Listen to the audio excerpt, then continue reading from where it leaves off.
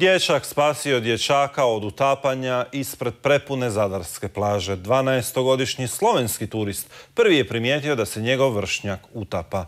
Zaslužio je koju minutu i u našem dnevniku.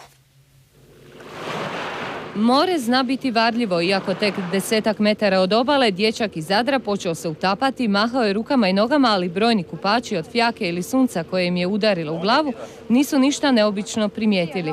I tada stupa na scenu, točnije baca se u more, naš mali spasilac Jakov.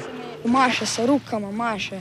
Pa ja sam mislio da se on zeza, a onda sam ga pogledao u facu i vidio sam da se ne zeza. I onda sam skočio kravel do njega, jer sam ga ispod komovca sam ga zagrabio, sam ga otplivao do plaže.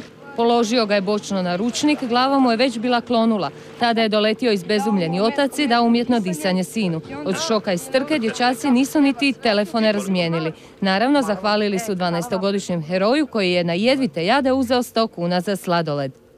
I kako je on znao da treba točno ga za ruku hvatio tu, da slučajno ga hvatio napred, bili bi oba potopili. Težina, kad se neko utapa, on se grčevito lovi. Možete zamisliti. I to Slovenac našao me, kakva krasna situacija. Ja ne znam, možda su mislili svi da se on samo zeza. Ali ja sam onda shvatio da se ne. Jakoba već gledaju kao domaćeg, jer ovdje ljetuje već 6. sezonu zaredom. Osim što ima hrabro srce, svira i gitaru, ljeti dalmatinske pjesme i vozi motokros.